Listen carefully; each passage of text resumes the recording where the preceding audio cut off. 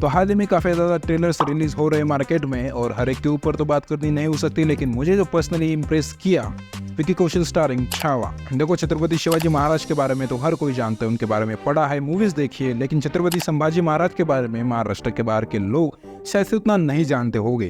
तो उन लोगों के लिए मूवी काफी अच्छा पॉइंट हो सकता है कि छत्रपति संभाजी महाराज के जीवन को ऐसे एक्सप्रेस किया जा सकता है। अब विकी कौशल स्टारिंग छावा काफी अच्छा पॉइंट रखती है अपने सामने कि छत्रपति संभाजी महाराज कैसे थे, उनकी जिंदगी कैसी थी। उन लोगों ने इतना कुछ बताया नहीं ट्रेलर में, लेकिन ट्रेलर के एक्शन सीन्स देखकर लिटरली मैं पंप अप हुआ और आपको जरूर गूज़बम्प आ सकते। जितना इंप्रेसिव काम विकी कौशल का था, उतना इंप्रेसिव काम मुझे पर्सनली लगा अक्षय खन्ना का। लिटरली उस बंदे ने अफजल खान के कैरेक्टर को घोट कर पी लिया है।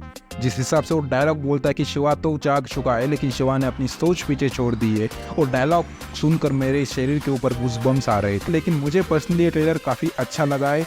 लिटरली वो जो सीन था जंपिंग वाला, जैसे कि छत्रपति संभाजी महाराज का कैरेक्टर जो विकी कौशल प्ले कर रहे, उसने जब जंप किया तो उसकी जंपिंग लिटरली अच्छी लग रही थी। ऐसा नहीं लग रहा था कि वीएफएक्स और सीजीआई का काम किया गया है। वायर वर्क का काम काफी अच्छे तरीके से उन लोगों ने किया है। तो जब मैं इतना ज्यादा खुश हो रहा था तो उन लोगों को मेरी उतनी खुशी बर्दाश्त नहीं हुई। उन लोगों ने फिर कोर्ट का ट्रेलर मेरे सामने लाकर रख दिया, Vijay Thalapathy starring greatest of the all time.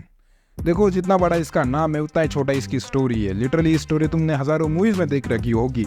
ये किसी एक जगह पर बॉम्ब है, तो इस मूवी में चेन्नई में बॉम्ब होता है। अब विजय का कैरेक्टर एक स्पाई, लेकिन उस स्पाई ने काफी पुराने टाइम से अपना काम छोड़ दिया है, तो उतना कुछ एक्सपर्ट नहीं रहा है। लेकिन स्पाई फोर्स से चाहते कि यही बंदा है जो हमारा काम कर सकता है, तो इसी बंदे को लाओ, चेन्नई में रख दो, वो बॉम्ब को डिफ्यूज करेगा और फिर पूरी की पूरी दुनिया को बचाएगा। लिटरली ये स्टोरी तुमने कितने ज्यादा मूवीज में देख रखी होगी। मैंने तो सनी देओल वाले आई थिंक इंडियन मूवी में भी यही स्टोरी थी ना। कुछ नया तो नहीं लाया इन लोगों ने, लेकिन जिस हिसाब से उन लोगों ने विजय थालापति का इंट्रो रखा था, वो मुझे पर्सनली काफी अच्छा लगा। जितना अच्छा इसका इंट्रो था, जितनी मीडियोकर इसकी स्टोरी थी, उससे भी ज्यादा घटिया है इसका हिंदी डब। लिटरली इसका हिंदी डब देखते हुए मुझे ऐसा लग रहा था कि कब मेरे कान से अब खून निकलेगा। इतनी गंदी हिंदी डबिंग मैंने मेरी जिंदगी में कंगवा की देखी थी। कंगवा की भी सेम डबिंग थी, लेकिन कंगवा जितनी गंदी नहीं है, उससे थोड़ी कम है, लेकिन गंदी तो है। कसम तुम्हारा नहीं पिएगा।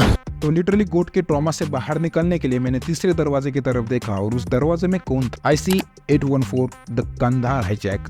देखो, अगर तुम लोगों को इस हाईजैक के बारे में मालूम नहीं हो तो मैं किस लिए हूँ। काठमांडू से दिल्ली आने वाला IC-814 एक प्लेन था जिसको हाईजैकर्स ने हाईजैक कर लिया। उन लोगों ने अब इंडिया के सामने एक डिमांड रखी कि भाई हम लोगों को चाहिए $200 मिलियन। बेंचो दिन के देश की GDP इतनी नहीं होगी जितना ये लोग डिमांड कर रहे हैं। उन लोगों को उनके साथियों को भी छुड़ाना था, जो कि लिटरली 30 या कुछ साथी थे उन लोगों की, उनको छुड़ाना चाहते थे। लेकिन इन लोगों के बीच में एक प्रॉब्लम थी, ये लोग ले जाना चाहता थे उस प्लेन को पाकिस्तान में, लेकिन उस प्लेन में उतना ज्यादा फ्यूल ही नहीं था कि वो पाकिस्तान जा सके। तो पायलट जो कि विजय वर्मा का कैरेक्टर है, उसने एक सजेशन दी कि भाई देखो, अमृतसर में प्लेन को उतारते, फ्यूल को भरते, उसके बाद पाकिस्तान चले जाएंगे। तो ये जो हाईजैकर्स थे उन लोगों ने इसकी बात मान ली और उसके बाद प्लेन को अमृतसर में उतारा। लेकिन भाई इंडियन स्पाई फोर्सेस का एक नया प्लान था कि भाई ये जो हाईजैकर्स है उनको हम अमृतसर में पकड़ लेंगे। वो कैसे?